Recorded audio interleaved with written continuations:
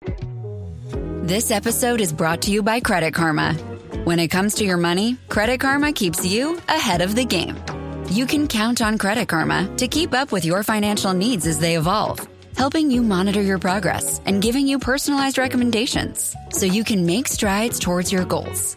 Make sure you're on the right track, no matter where you are on your financial journey. Intuit Credit Karma. Karma you can count on. Download today.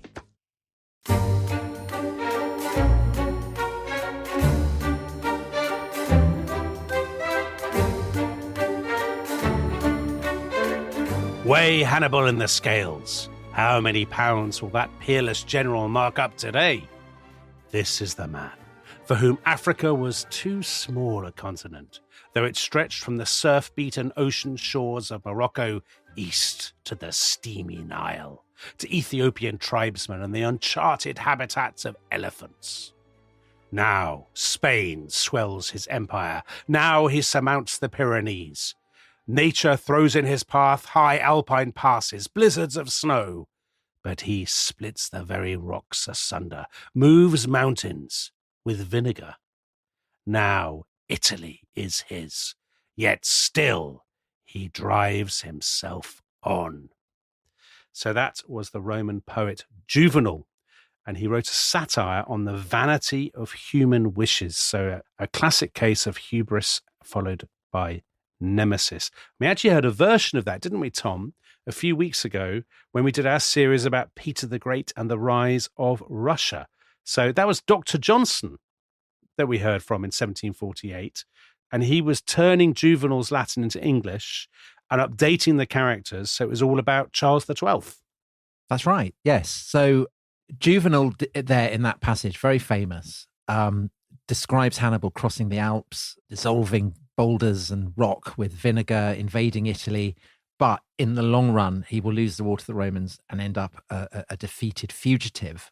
And Dr. Johnson, in his updating of it, his equivalent of Hannibal was, as you said, Charles XII, the heroic king of Sweden, whose career followed a very similar trajectory to Hannibal's. You know, the greatest general of his age, but ultimately defeated by Peter the Great. So on one level, you know, an excellent parallel, and a parallel that I hope our listeners will enjoy.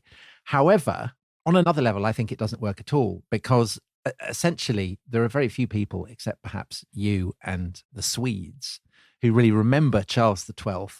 But Hannibal is one of the great brand names of history. So we've already mentioned Vin Diesel, Denzel Washington, they both want to play him. Ian Botham, the great England cricketer who crossed the Alps with an elephant for a charity walk.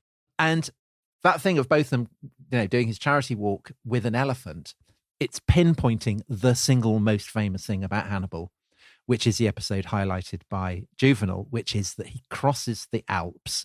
And even though Juvenal doesn't mention it, he crosses the Alps with elephants. And I would say, I mean, wouldn't you? It's not just probably the most famous scene in ancient history. It's one of the most famous scenes in all of history. Definitely. I can remember having a children's book when I was 7. I can picture where I was when I read this book, where I was in Mrs. Mason's classroom, and the illustrations showing Hannibal crossing the Alps with the elephants, they stuck in my mind forever, because it's the incongruity of it and the sort of lurid, extraordinary colourfulness of this episode. Who would dare to do this, to take on the Romans, march all the way with elephants over the Alps? An incredible scene. Yeah, and so that is what we're going to be looking at today. We will be asking why Hannibal wanted to invade Italy, why he chose to take his army with his elephants and everything across the Alps. I mean, is it the obvious way to go? And, you know, is it a brilliant stratagem or is it a disaster? So that's what we'll be finding out today. But before we do that, Tom, remind us where we got to last time. So we ended last time in 218 BC on a cliffhanger, because after years, months of gathering tension, Carthage and Rome are once again at war. And the trigger was this city in Spain called Saguntum, which Hannibal, as the commander of the Carthaginians in Spain, had taken and sacked, and the Romans had gone ballistic, hadn't they? Yes. So Hannibal would say this city is within the area of Spain that the Romans have agreed should be Carthaginian. And the Romans say, yes, but Saguntum is an exception because it was an ally of ours. and Hannibal has now sacked it. A Roman embassy goes to Carthage to complain, to demand that Hannibal be handed over to them, and the Carthaginians refuse. And so the Romans declare war, and the Carthaginians say, fine, if you want war, then let's go for it. And the obvious point to make about that is that you don't opt for war unless you think you can win it. So the fact that both sides are happy to return to this titanic conflict, both sides think, yeah, we can win this. So we should probably just look at the two sides to kind of work out why first the Romans and then the Carthaginians think that they're going to emerge triumphant from it. So the Romans first, it's important to emphasize that to a degree that is exceptional, even by the standards of ancient states in the Mediterranean, they love a war. I mean, there's a sense that war is the purpose of the Roman Republic. They are used to winning, they expect to win, and they are looking forward, when they declare war on Carthage, to the consequent profits. And this combines with a sense, a kind of almost a mafiosi sense, that they should never accept being disrespected. And I think if you think of the Roman Republic as a kind of massive extortion racket, you're not so far removed from the truth. So to quote Simon Hornblow, a very distinguished scholar of antiquity, in his wonderful book, Hannibal and Scipio, modern analysis suggests that the cause of the changed attitude towards Carthage was that the Roman officer class needed fresh outlets and theatres for aggression now that control of peninsular Italy was secure. So essentially, the Republic depends on the oiling of their wheels with money, with cash, with loot. And that's why so many of them are prepared to say, yes, let's go to war with Carthage, even though the costs may be enormous. And one reason why they're so keen to do this, presumably, you said they think they can win. I mean, they've got very good reasons to think they can win, because they have arguably the single most effective and most ruthless killing machine in the ancient world, which is their Roman infantry, right? Well, they definitely have the most formidable infantry. And it's formidable because it's the expression of a highly militarized civic society. A legion, a legio, is the levy of the entire mass of male Roman citizens. And these legions are highly drilled, well-armed. They have immense esprit de corps. They go into battle pretty confident that they're going to win. So, very high morale. They're very, very intimidating and frightening. But on top of that, there are loads of them. The Romans have huge reserves of manpower. And the reason for that is the way that their empire has kind of emerged, because the Romans are very generous to defeated enemies who acknowledge their defeat, in the way that a mafia boss is generous to the shopkeeper who hands over a proportion of his takings. They are offered protection. So some of the cities in Italy who've been defeated, some are enrolled as Roman citizens, which obviously then swells the numbers of men who can serve in the legions. Others are granted kind of associate forms of citizenship, which again accrue kind of benefits. So the number of citizens that the Romans command are not just the people who live in Rome. They're increasingly scattered in colonies and allied cities across Italy. And more citizens obviously means larger armies, and larger armies mean more conquests, and more conquests mean more citizens. So it's a very, very virtuous circle. So infantry, very, very proficient. But of course, there's now an added dimension to Roman power, which hadn't previously existed, which is that they've defeated Carthage at sea. So essentially, they have control of the shipping lanes, which had never happened before. Carthage's traditional naval supremacy had been destroyed in the First Great War with Rome. And remember also that the Romans have extorted control, not just of Sicily, which is the obvious launch pad for any Roman invasion of Africa and Carthage, but they've also taken Sardinia and Corsica, which are the stepping stones to Spain. So the Roman strategy effectively is pretty obvious. It's a two-pronged attack. You move legions to Sicily, where they can potentially threaten Carthage, and you have Sardinia, you have Corsica. They can be used to launch attacks on Hannibal in Spain. So kind of two-pronged. And that requires two commanders. And this is where the Roman constitution kicks in, because Rome is a republic. And instead of a monarch, which had been kicked out in 506 BC, there are now two heads of state. So the powers of the king are divided up between two magistrates, each one elected for a year. And these magistrates are the consuls. And to have these two consuls, these two elected leaders who officiate in peace, but also in war, obviously suits Rome's military purposes absolutely ideally. And in 218, the first consul is a guy called Tiberius Sempronius Longus, and he is sent south to Sicily. He has 24,000 infantry. He has 2,400 cavalry. He has 160 warships. This is very, very menacing for Carthage across the straits from Sicily. And so this is what he's doing in the summer of 218. He is preparing essentially to invade Africa. Then there's a second consul, a guy called Publius Cornelius Scipio, and he is given responsibility for handling Hannibal and potentially launching an invasion of Spain. So he's preparing for that. But then there is another Gallic uprising in northern Italy, the Gauls, who are either side of the Alps and have always been a very menacing foe. They've just recently been pacified by the Romans, but they don't like the Roman yoke, want to throw it off. And there is a rebellion in the early months of 218. Scipio manages to defeat the Gauls, and he then sets about raising an expeditionary force that is almost as large as Sempronius is down in Sicily. So Scipio has 22,000 infantry, 2,200 cavalry, 60 ships, but he is delayed in setting off westwards towards Spain, and he doesn't leave until August. But you have a definite sense that the wheels of this Roman war machine are really starting to grind here, of just how intimidating a state it is. So delay or no delay, when you list all those things, it seems inevitable that Rome will win. They have the land power of their infantry, they have sea power, they have unparalleled manpower, they have the kind of resources of their civic culture, their militarized civic culture, which is, more formidable than that of any other comparable state.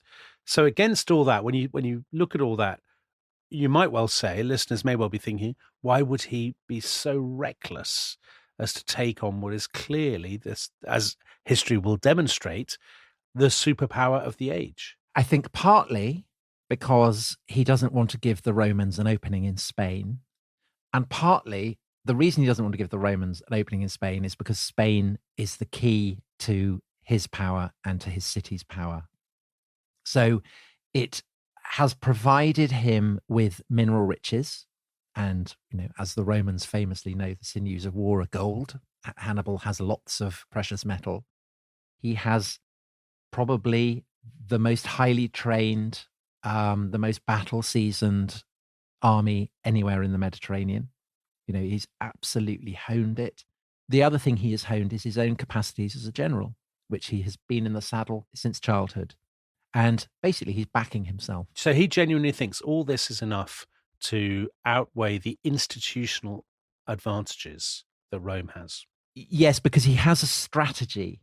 And this is a strategy that I think has clearly been informed by himself, by his father Hamilcar, by all the officer corps in Spain, reflecting on the reasons for Carthage's defeat in the First Punic War. They've obviously worked out what the issue is, and they have realized that the key to Rome's military success, the reason that she can grind on no matter how many defeats she suffers, is these incredible reserves of manpower, which are dependent on her control of Italy.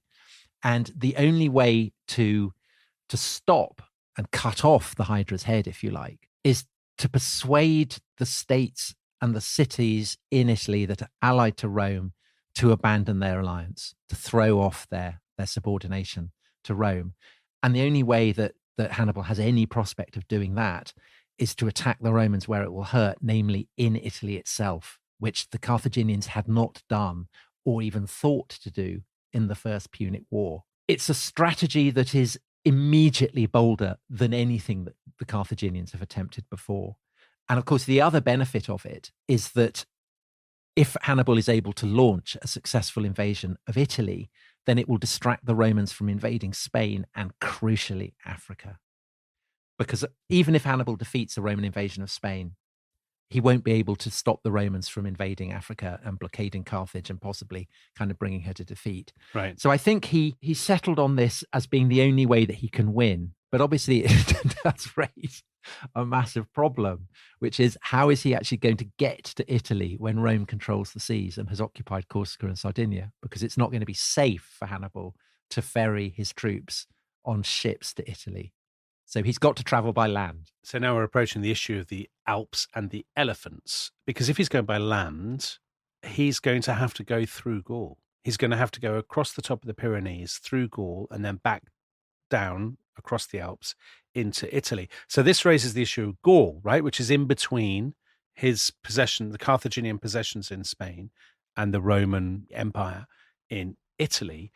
Who do the Gallic tribes support? Like, they're independent, right? They're not pledged to one side or the other. Well, there are some Gauls in northern Italy who have been conquered by the Romans. And obviously the Gauls can read the runes. They know that the Romans are very expansionist, so they're nervous. And so Hannibal thinks, well, there's something here to play with. And so he sends ambassadors early in 218 to negotiate with the various tribes and say, look, can you give me safe passage? I'm on your side. I'm going to help defeat the Romans. And a number of his agents do come back and say, yes, the Gauls are kind of interested in this. Various tribes, not all of them, but various tribes will offer you help. And they've been scattering, gold and silver to try and facilitate safety of passage. And at the same time, Hannibal has spies in Rome. So he's keeping track of the various developments there. And this reflects the fact that obviously launching a land invasion of Italy is clearly a massive gamble. And he's reluctant to do it without all the information that he can get. And he goes to great lengths to get that information. And this, again, will be a theme of his strategy. And it's one of the reasons why Roman historians, of which Livy is the exemplar, later will basically say he cheats, because he's always on top of information. He has this kind of almost supernatural ability to know what is going on. And the Romans see this as basically not being fair, really. I don't think that's really cheating. I think that's just good intelligence, but that's by the by. And he must know that this is a massive gamble, right? He's staking everything, the power that he's built up in Spain. If he's going to launch this attack on Italy through Gaul, it could go horribly wrong for him. It could. And so not only is it important to get as many kind of neutral tribes to come over to him as possible, but just as importantly, he needs the backing of the gods. So we mentioned in the previous episode Livy's accusation against Hannibal that he disrespects the gods, that he has no time for them, that he scorns them. I mean, this is absolutely not true at all. And in fact, Livy himself records a very momentous example of Hannibal's readiness to show respect to the gods, because he writes about how soon after the fall of Saguntum, so probably in the spring of 218, Hannibal stages a great review of all his troops. And then, having done that, I'll quote Livy, he went to Gades, which is Cadiz, there to discharge his vows to the Tyrian Hercules, and bound himself with further vows for the continued success of his venture. So the Tyrian Hercules is a god called Melkart. Gades is one of the oldest Phoenician settlements. So Melkart is a god who's been brought there from Tyre in what's now Lebanon. Melkart is the divine patron of Tyre, but also of Hannibal's dynasty. And he probably goes there in the spring, which is a time when Melkart, a bit like Jesus, is supposed to have risen from the dead. So it's this idea of the great hero coming back to life, and the parallels with Carthage returning to her ancient hegemony in the Western Mediterranean is kind of very, very obvious. But there's a further reason why Hannibal would have wanted to identify himself with Melkart and to get Melkart's backing, is because there's enormous propaganda value, not just for the Carthaginians, but for the Romans and for the broader Greek world, because Melkart across the Mediterranean is universally identified with perhaps the most famous and formidable of all the Greek heroes, who is Hercules. So the strong man with the club and the lion skin. And of course, Hercules is a great slayer of monsters. That's what he does. He roams the world killing monsters. And one of these adventures according to Greek mythology, had brought him all the way from Greece to the Atlantic. And this is why the Straits of Gibraltar are known to the Greeks as the Pillars of Hercules. Hercules is meant to have set up pillars there. And then from the Pillars of Hercules, he travels back through Spain, across the Pyrenees, through southern Gaul, over the Alps, and he comes down into Italy and imposes himself on the Italians and conquers Italy. So you can see why this idea of there being a road of Hercules taken by an ancient hero who travels from Spain to Italy and is a great conqueror, you can see why Hannibal would want to identify himself with that. And I think that although we don't have Carthaginian direct propaganda, there is a garbled story in Livy that enables you to kind of get a handle on what Hannibal might have been doing with these kind of stories and myths. So the story in Livy is that Hannibal is coming back from Gades, where he's been making sacrifice to Melkart, aka Hercules, and he's leading his army along the road of Hercules from New Carthage up towards the Ebro, which is the frontier of Carthaginian Spain. And then he has a dream. In this dream, he saw a man of godlike appearance who claimed he had been sent by Jupiter, the king of the gods, to guide Hannibal to Italy. And this godlike man tells Hannibal, don't look behind you. But Hannibal can't help himself. And he sees behind him a snake of an amazing size sliding along and causing massive destruction to trees and bushes, a deafening thunderstorm following in its wake. Hannibal asked the young man what the monstrous apparition was and what the portent meant. He was informed that it was the destruction of Italy and that he should simply proceed on his journey, asking no further questions and leaving destiny shrouded in darkness. And people may be wondering, well, what on earth is all this about? Well, there's a brilliant essay by Richard Miles who demonstrates, I think, conclusively that this story originated with Hannibal and his propagandists, and that the unnamed supernatural guide, this young man who appears to Hannibal in the dream, is Hercules, and that the monster that he sees is the Hydra, and the Hydra has these great necks. You cut off the neck and another one grows back, and it's very like the Roman legions. And in fact, Pyrrhus, the king of Epirus, who had invaded Italy and introduced the Romans and the Carthaginians to elephants, so a few decades before the First Punic War, he had explicitly compared the Roman Republic to the Hydra. And I think Hannibal and his propagandists are making kind of play with that. Hannibal is being told, you will kill the Hydra. You will be able to cut off all its necks, and it will become just a kind of bleeding stump. Okay, so with that kind of propaganda, you get a sense of Hannibal's mission, his kind of ideological enterprise. But we also have some sense of the logistics, don't we? The kind of muscle with which he thinks he can win. Because some decades later, a Greek historian, Polybius, saw a tablet on which it was written how many troops Hannibal had brought with him. 90,000 infantry, 12,000 cavalry, and 37 elephants. So this is a pretty formidable force, a very formidable force by the standards of the ancient world. And this is the sort of this is the cream of the kind of Carthaginian military elite who are traveling with him, right? Yes. So these men, most of them are not actually Carthaginians. As you said, the highest ranking officers are. They're very loyal to Hannibal. They've been battle forged by serving alongside him. They've been encouraged by Hannibal and by Hannibal's predecessors, always to show initiative, always to show independence of action. There's a legacy there, I think, of Hannibal's early record as a cavalry commander, an emphasis on seizing the moment by the scruff of the neck and always taking opportunities where they arise. And I guess the most celebrated of these officers is a man called Mahabal, who at the siege of Saguntum, after Hannibal got wounded in the thigh, he deputized for him.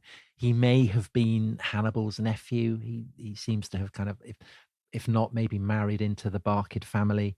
And he will prove himself a very great cavalry commander like Hannibal himself. And so too will Hannibal's youngest brother, Mago, who, like Hannibal, has been raised by his father to be a very, very proficient military operator. So again, it's like, the cadre of young men around Alexander. Hannibal's officers are incredibly battle-hardened. Very, very effective, as time will prove.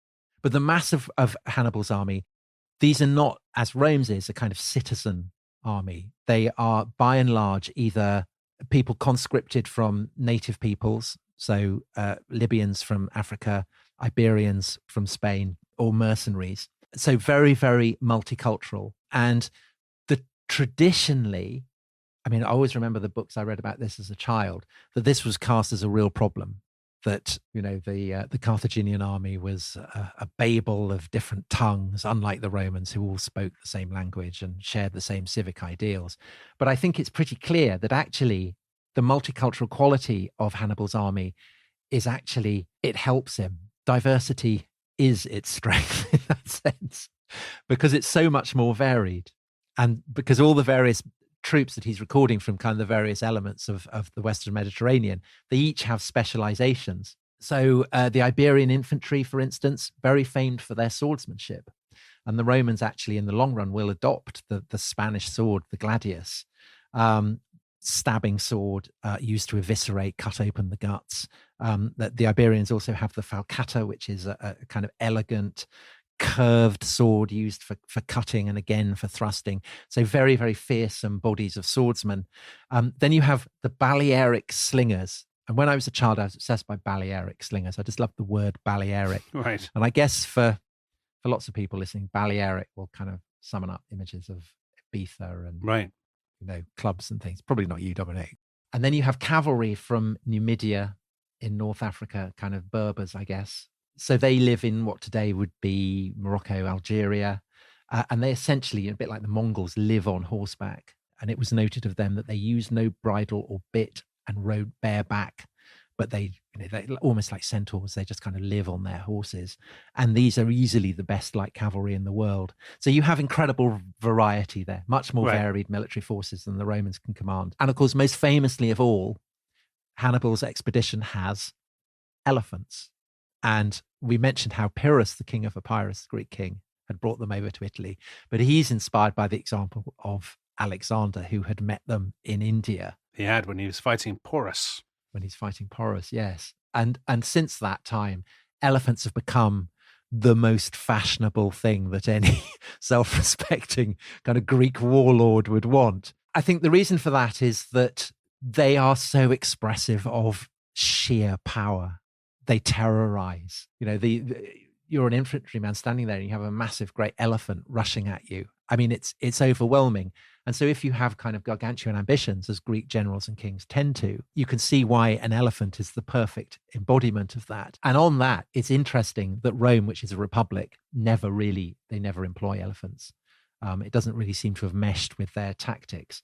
But the Carthaginians do use them because their armies are much more kind of mix and match. You take a bit of this, you take a bit of that. And they have been using them since at least the 260s BC. So by Hannibal's time, they're pretty used to, deploying them tactically. They know how they can be used. And people may be wondering, well, where do these elephants come from? That there is certainly one elephant in Hannibal's expedition that comes from India, because he is called Cyrus. He has one tusk, apparently kind of a real bruiser. And he's called Cyrus, which means the Syrian, obviously because he's come from the east, so ultimately from India.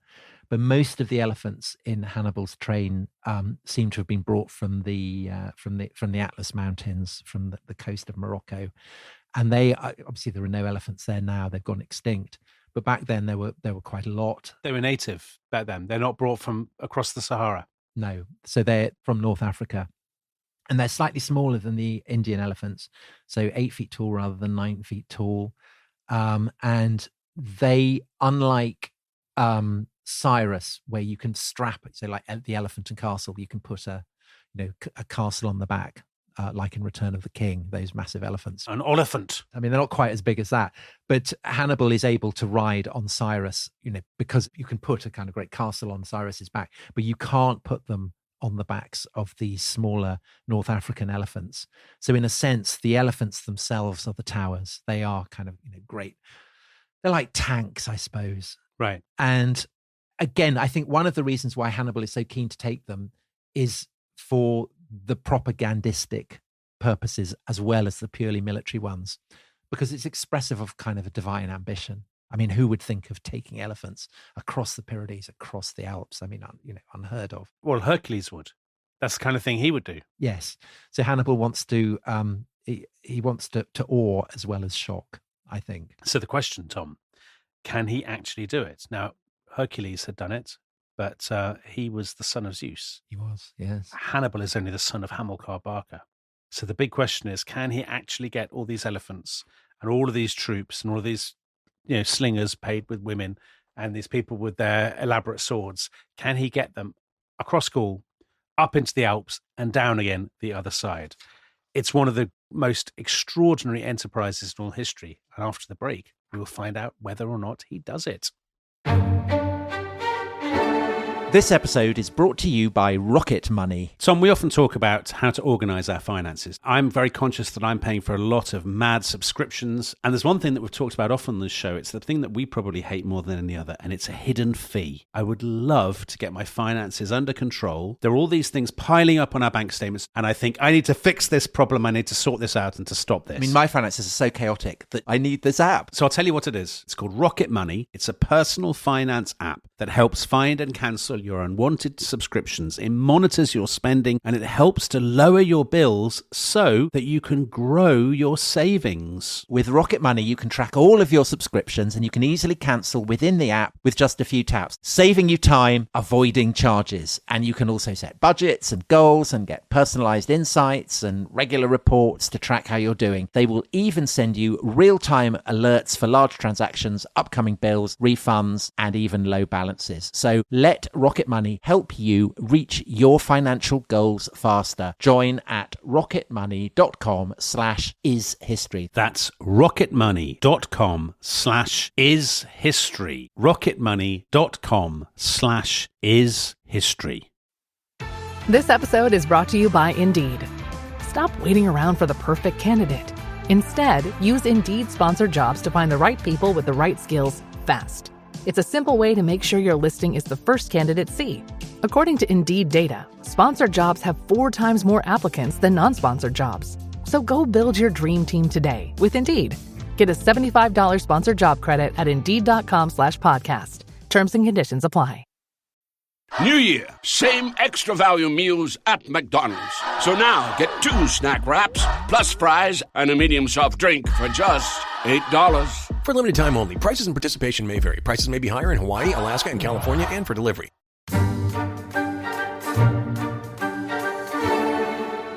Welcome back to The Rest is History. So we're in the late summer of 218 BC. Hannibal has set off from Spain across the Pyrenees with this mighty army, and he has crossed into Gaul. And Tom, by the time the summer is nearing its end, he is halfway to Italy. But by this point, he's already started to lose a lot of his men, hasn't he? What's going on? Why are they falling away? Yeah, so it's estimated by ancient sources, and I think they're generally held to be pretty reliable. So the 90,000 infantry who'd left New Carthage, about 50,000 remain. And of the 12,000 cavalry, about 9,000 remain. And the reason for that is that the going has been quite tough. So Carthage's rule extends to the Ebro, but from the Ebro up to the Pyrenees is, it's quite a tough journey. So they've got to defeat people along their way. There's obviously casualties. Then you need to set up garrisons. There have probably also been desertions. If there are people from Iberia who don't particularly want to go, they can just kind of melt away. And this is kind of potentially alarming, not just because the numbers have been depleted, but also because, as you said, it's now kind of later than Hannibal would ideally want. It's a kind of invading, Russia in right. early September kind of thing. Probably not what you want to be doing. However, the reason that Hannibal carries on isn't just kind of mad recklessness. It's because he still has confidence in his ability to execute his plan. The forces that he has with him now, those who have not deserted, those who have not been kind of set up to secure his communication links with Spain, these are the best of the best. These are absolutely committed and loyal to him. And so he says, let's go for it. So he's crossed the Pyrenees. He's now into southern Gaul, southern France. And there are 2 immediate challenges confronting him. The first is, where are the Romans? So what's happened to Scipio? Scipio's got, he's got his legions, he's got his cavalry, he's got his ships. Hannibal knows that he'll be sailing westwards. Will he be going to Sardinia? Will he be going to Spain? Will he be going to South Gaul? What's he going to be doing? No news of him as yet. Then there's the other issue, which is how do you cross the River Rhone, which is massive. There are no bridges. It's a real problem. It's a very, very broad river, and its lower reaches are controlled by the Greek city of Massilia. So this is what will become Marseille. And Massilia is an ally of Rome. And so Hannibal can't rely on the Massilians to allow him to use their bridges. So he has to go upriver to find a suitable crossing point. And this is very difficult because it's the land around the lower reaches of the Rhone are kind of it's a combination of marsh and scrub. So not pleasant at all. So they keep going up the River Rhone for 4 days from the sea. And finally he arrives at a place where he thinks, yeah, this might be possible. We could probably make a crossing here. And it's probably near the site of what a century later will be the Roman foundation of Arles. Very handsome city. Fantastic amphitheatre. Yes. So very, very Roman, but there's nothing there at this point. And it's still pretty tricky because the river is still very wide. The current is quite swift. And worst of all, on the opposite side, there is a Gallic tribe called the Volcae who have not pocketed Hannibal's gold, or if they have pocketed Hannibal's gold, they have betrayed their promise that they will give him a safe crossing, and they have massed along the far bank and are determined not to give the Carthaginians a welcome at all when they make the crossing. So these are real challenges, and we have, fortunately, what is probably an eyewitness account, probably from the Spartan Sosilas who was accompanying Hannibal on his trip. And if it is Sosilas, he writes, Hannibal used every resource to make friends with the natives living by the bank, and he bought up all their canoes and boats, of which there were a large number, since many of the inhabitants of the Rhone Valley are engaged in seaborne trade. He also obtained from them the kind of logs which are suitable for building canoes, so that within 2 days he had mustered an innumerable quantity of small ferry boats. And you can see there that on this side of the bank, clearly his gold and his agents have worked because he's being provided with the wherewithal to get across the river. But he's still got this problem of the Volcae. How's he going to deal with them? So he waits. 5 days pass since he's arrived on the bank. The Volcae lined up on the far bank. And then on the morning of the 6th day, Hannibal's standing on the bank and he's looking upriver, and he sees rising from there, from a point upriver, a plume of smoke. And this is clearly a signal, because he then gives orders for his troops to start making the crossing. And again, to quote this eyewitness, the large boats were placed the furthest upstream and directly against the current, and the lighter ones below them, so that the heavier craft should absorb the main force of the water and the canoes be less exposed to risk in crossing. So very, very kind of sensible. And the horses have to swim on either side of the large boats, with a man on each side kind of keeping hold of the reins to stop them from kind of being swept away on the currents. And it's all very exciting. The boats are racing each other. There's kind of lots of cheering, lots of military banter, Dominic. Right. Love it. And meanwhile, of course, the Volcae are waiting. So very, very tense. What is going to happen when the prows of the Carthaginian boats and canoes start crunching up against the gravel of the far shore? Yeah, exciting. Very exciting. Well, what happens is a stunning twist of the kind that will increasingly come to be associated with Hannibal's campaigns. Because just as the Carthaginian vessels start landing on the far bank, the Volcae are alarmed to hear on their right flank a sudden pounding of hooves and wild Numidian war cries. Oh, my word. Because what Hannibal has done is he has sent his Numidian cavalry, the best light cavalry in the world, upriver to make a secret crossing higher up, because of course they can gallop up there, make the crossing, and then gallop back down. And that plume of smoke that he'd seen was the signal that the Numidians were ready to pounce. And the Volcae are taken completely by surprise. Their camp is burnt. They run away. The Carthaginian army is able to make to forge a bridgehead, and the men are able to get across. And you know how good I am on bridges, being too far and all that kind of thing. Here, there's no need for a bridge because they've got rafts and boats and things. There is, of course, one final challenge, which is how do you get an elephant onto a boat? Not something I've ever really contemplated, but how do you do it? I'm curious. Well, you build a succession of massive rafts and you then lash them together and you kind of push them out into the river, and then you cover them with earth so that they seem to just be part of the river bank, so that the elephants don't realize as they're being led from the bank onto the rafts that they're moving onto something that is floating on the river. And then having done that, you get them onto the kind of the far rafts. You cut the moorings, the rafts start going across the river, and the elephants at this point, they panic, but they're calmed by their mahouts, the guys who steer them. And some of these are thrown off into the river and they drown, which is very sad. The elephants, all 34 of them, they make it across. Oh, that's good news, because no one really cares about the mahouts, but everybody cares about the elephants. Of course. So this is great drama. They've made their way across the Rhone. That's another physical barrier crossed. And then the next day, there's further drama because news reaches Hannibal that Scipio and his legions have docked in Massilia, in Marseille. Right. And so Hannibal sends a squad of Numidians down the river to reconnoiter, to find out the lay of the land. Scipio has sent a squad of horsemen up the river to find out what Hannibal is doing. The two forces of cavalry meet. The Numidians get the worst of it, but most of them manage to get away. And they come back to Hannibal and say, the Romans are, they're just down the river. What do you want to do? And this is a crucial decision for Hannibal.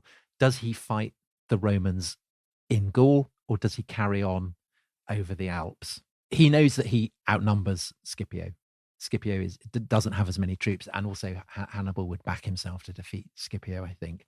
But the danger, obviously, is that if he fights a battle and it's already getting late in the summer, then it will be very difficult for him, having done that, to advance into Italy and secure winter quarters before the end of the campaigning season. And he can't risk being stranded in hostile territory that isn't even Italy all winter. I mean, that would be a disaster for him. What would be so terrible about being in Gaul, though? Because Gaul, would he not be the master of Gaul then? No, he wouldn't be the master of Gaul because he's not interested in conquering it. His reason for going to Italy is to get the backing of the subject peoples there to Rome. So he needs to be on the spot, his agents working, getting the Gauls in northern Italy, hopefully getting some of the cities, lower down Italy, to start moving over to him. Because if that doesn't work, then the whole strategy is not going to work. He can't defeat Rome on his own. He needs to win, get Italian and Gallic backing. So he has to be physically on Italian soil. And so essentially this makes his mind up for him. But what finally, I think, kind of sways him is that ambassadors come from a Gallic tribe called the Boii, who live on the far side of the Alps, so in Italy, who are subject to the Romans, and they're desperate for his support. And this is a really good sign because it suggests that his strategy, has a good prospect of working. And the Boii, these Gallic envoys, they say, we can show you a way up over the Alps so that you won't have to, go on the Roman roads that skirt the Alps. You'll be able to come down in the Romans' rear. And of course, this is what Hercules had done. And I think Hannibal recognizes that the propagandistic impact of taking his army, taking his elephants over the Alps, of emerging in the Romans' rear is going to be stupefying. And again, this has to be part of his strategy because he has to overwhelm and awe the Italians as well as the Romans. He needs to win them over. So he thinks, yeah, let's go for it. Hell of a risk, though, Tom. I mean, hell of a risk. It absolutely is a risk, but he's the heir of Hercules. He's a gambler. But it's not an unreasonable gamble, I think. I mean, he's playing for high stakes, but it's not a wholly mad gamble. And so 3 days after Scipio's cavalry have had the brush with the Numidians, Scipio himself, at the head of his army, arrives at the place where Hannibal had crossed the Rhone, and he discovers that the Carthaginians have gone. And to quote Polybius, this Greek historian who you mentioned earlier, Scipio was astounded to find that the enemy had already pressed on, as he had felt certain that they would never venture to advance into Italy by this route, partly because of their numbers and partly because of the fickle nature of the barbarians who inhabited the region. However, when he learned that they had taken this risk, he hurried back to his ships and immediately began to embark his forces. So he's going to take his ships back to Italy so that he will be ready to meet Hannibal when Hannibal comes down from the Alps, if he comes down from the Alps. So Hannibal has gone up into the Alps. Now here we come to the kind of question that military historians and people of that ilk spend decades investigating. They really care. You know, it's like the classic thing we said in our 1066 series, which side of the field were they standing on? And some people really care about this. And I think one of the defining things about the rest of his history is that ultimately we couldn't care less what route he takes to the Alps. He goes up into the Alps anyway. And there are all kinds of strange things that people have done, particularly to do with horse manure, that they study to try to work out which way Hannibal went. Yeah, so there's a kind of microbe which is found in horse and, interestingly, elephant manure, and it can survive for thousands of years in soil. So there are scientists kind of going through mountain passes in the Alps looking for elephant shit. Somewhere in the Alps right now, there's a man on his hands and knees desperately trying to find, incredibly old horse manure, right? Personally, I don't think it particularly matters which route Hannibal takes. The precise route. And you don't need to know to feel awed by the scale of what he attempts. Right. So when Vin Diesel takes you on as the historical consultant for his film and you say, it doesn't matter. Yeah, you can do whatever you like. And I think it doesn't matter because it doesn't matter which precisely they are, because the basic outline we know, we can be fairly confident is accurate because, again, I think it derives from eyewitness accounts. And again, chiefly this guy Sosilas of Sparta, Hannibal's Greek tutor. And they were used by this guy Polybius, who we've already mentioned, this Greek historian, who is by far the best and most reliable historian of Hannibal's campaigns. And he himself went to the Alps. He tried to trace Hannibal's route. So Polybius, by the standards of ancient history, certainly compared to Livy, is very reliable. And so we will be drawing on Polybius's account of Hannibal's crossing the Alps, essentially, to tell the story of what then happens. So according to Polybius, Hannibal's crossed the Rhone and he continues kind of northwards along its eastern bank. So he's still heading upwards into Gaul. And 4 days after leaving the crossing point, he arrives in a territory where there's a kind of fratricidal squabble between two brothers who are trying to make themselves king of this tribe. Hannibal backs one of the two brothers, puts him on the throne of the tribe, and wins the gratitude of the victor, unsurprisingly. And so Hannibal is then able to rest his men, to source food, to source new weapons, to get alpine clothing, go to the alpine shops and get ski gear and all that kind of stuff. And then having done that, he then swings eastwards towards the Alps. And it's here that he first runs into trouble, because he is now passing into the lands of a very hostile and very aggressive Gallic tribe called the Allobroges. And to begin with, because the Allobroges are terrified of the Carthaginian cavalry and elephants, they merely shadow the intruders. So you can imagine Hannibal and his men riding along and looking up and seeing shadowy figures of Gallic horsemen up on the heights. Right. But then 10 days into his eastwards march from the Rhone, they start to climb. And ahead of them lie the Alps. And Polybius describes the Alps as seeming to rise above the landscape like a walled citadel above a city. So this sense of mighty natural battlements blocking their path. I mean, very, very intimidating. And as they climb, following the road, so they find that they're being funneled along a valley. I mean, obviously, to climb the Alps, you almost inevitably going to find yourself funneling along a valley. And the more it closes in, so obviously the longer Hannibal's line starts to become, because there's less and less space for people to march abreast. So ultimately it's maybe 5 miles, 6 miles long. And in due course, the valley tapers and Hannibal finds himself at the gateways of what is now a very narrow gorge. And unsurprisingly, he pauses here, because narrow gorges and hostile tribesmen are not a good combination. And of course, Hannibal is a great man for intelligence, so he sent scouts ahead of him. And these scouts now come back and they bring very alarming news, namely that the Allobroges have taken up position along the heights overlooking the gorge, because it's a perfect spot for an ambush. And Polybius comments, if the Allobroges had only kept their plan secret, they would have completely destroyed the Carthaginian army. They haven't, because Hannibal is too good a man at sourcing intelligence for that to happen. And fortunately, as ever, Hannibal has a stratagem. So as soon as it's dark, he gives orders for masses of campfires to be lit all over the kind of the terrain that the army is occupying to make a bigger show as possible. And so the Allobroges see this. They assume, okay, well, they've bedded down for the night. We don't need to worry about this. And so they clock off and go back home for the night. Hannibal, meanwhile, has a crack squad of handpicked men. Right.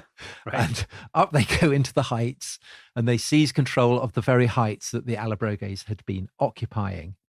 And this means that when the Allobroges come back in the morning, oh no, we've been tricked by this great general. And obviously, as Polybius says, this means that Hannibal has spared his army from the absolute worst of the ambush that otherwise would have happened. But it doesn't mean that the Carthaginian army is entirely safe, because essentially the baggage train is just too tempting. And so various warriors start kind of making swoops down, pouncing down. And Polybius has a very vivid account of what it was like. He says the road leading up to the pass was not only narrow and uneven, but flanked with precipices. And so the least movement or disorder in the line caused many of the animals to be forced over the edge with their loads. So these aren't the elephants. It's the mules and also the horses and the pack animals. And Polybius writes that in their fear, they would wheel around and collide with the baggage mules. These are the cavalry horses, while others rushing on ahead would thrust aside anything that stood in their way on the narrow path, and so throw the whole line into disarray. So you're starting to get men falling off the precipice as well. Splat. Is that what the noise they make? That's exactly what it sounded like. Right. But fortunately, Hannibal is up on the heights. He's got his elite squad of handpicked men. They're able to swoop down and stabilize the situation to inflict slaughter on the Allobroges who are doing the ambush. And so finally, when they emerge from the gorge, the disaster isn't as total as it might have been. And Hannibal is able to lead a squad of cavalry onwards up the roads, and they find the deserted stronghold of the Allobroges, and it's deserted because they've all gone off to kind of nick, stuff from the Carthaginian baggage train. And here he finds lots of his own men. He finds pack animals who've been taken prisoner, and he is able again to boost the number of cattle and crops. And also, there are large storehouses, cattle, crops, all this kind of stuff. So again, he's able to kind of boost his supplies. So it's not all bad. So they rest for a day. Then they keep going, and they meet another tribe who are a little bit more friendly, who bring them wreaths and stuff. They give him some hostages, and then they keep going for another couple of days. And then, this is all very reminiscent of Alexander the Great, actually, marching through Persia, through the Zagros Mountains and stuff. Endless kind of gorges and defiles and people waiting for you at the top. Or Cortez in Mexico, yeah. And once again, there is another ambush prepared. So but this time they're going to be attacked from behind, right? The Gauls are going to attack them in the rear. So talk us through that. Yeah. So again, to quote Polybius, so again, he says that if this ambush had been successful, then Hannibal's army would have been wiped out. But that Hannibal, he's nervous of what might happen. And so he'd stationed his mule train and his cavalry at the head of the column, and he'd put the heavy infantry at the rear. So that means that when the barbarians, the Gauls, attack in the rear, they're not able to plunder. They're met with the stabbing swords of the Spaniards and the spears of the Libyans. And so Polybius writes, the disaster was less serious than it might have been, but even so, a great number of men, pack animals, and horses perished in the attack. And the other thing that enables Hannibal to stabilize the situation is that the elephants come into their own at this point. The Gauls have never seen anything like them. They're much too scared to approach the stretch of the column where the elephants are marching. So actually, the presence of the elephants on this march over the Alps, it redounds to Hannibal's benefit. It does turn out to have been militarily advantageous. And in time, the attacks of these Gallic warriors start to fade away. The sallies by their warriors cease, and the boulders that every so often had been kind of rolling down the side of the hill, pushed down by the people ambushing the Carthaginians, they stop dropping. And the attacks by the natives of the Alps essentially come to an end. But clearly, this has been Alpine walks go. This has been a horror show. Hannibal's men are in a miserable state. They're shattered. They're demoralized. They've lost friends. And it's starting to get cold because it's autumn by now. They've been climbing the Alps for 9 days. So the altitude's about 2,000 feet. And so it starts to snow. And this is very bad news for Hannibal's men, some of whom may, start getting frostbite, but it's also bad news for the horses and particularly for the elephants, because there's nothing really for them to eat up there. So it's a terrible situation. But then at last, Hannibal is able to say, we have reached the summit.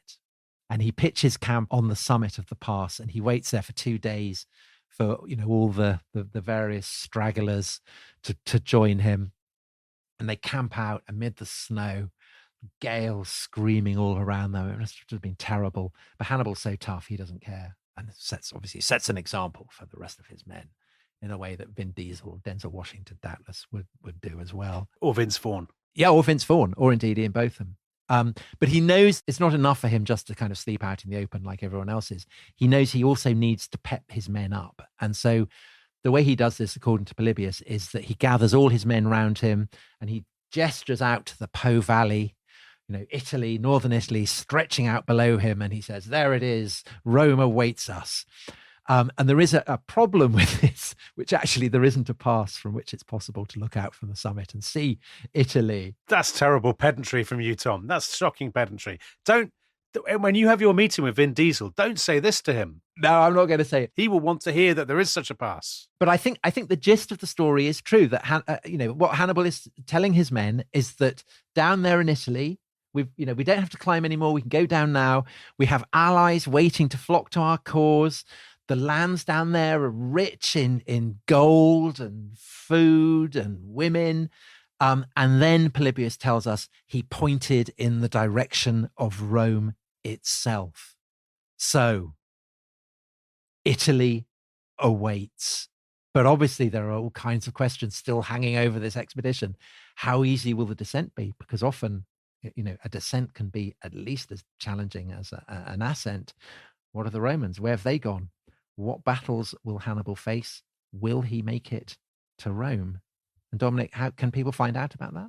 Well, there's only one way to have those questions answered, and that is to hear the next episode right away. Now, the extraordinary innovation that we are pioneering, rolling out, aren't we? Yeah, we're rolling it out, I think it's fair to say, is we've founded a club, would you believe? It's called the Rest is History Club. And the great benefit of this club, well, one benefit among many, is that you can hear all the episodes of this series right now. So if you're not already a member of the Rest is History Club, if you're not an early adopter, then you can sign up at therestishistory.com and you can hear right now what happened when Hannibal came out of the Alps, the great battles, the great dramas that followed.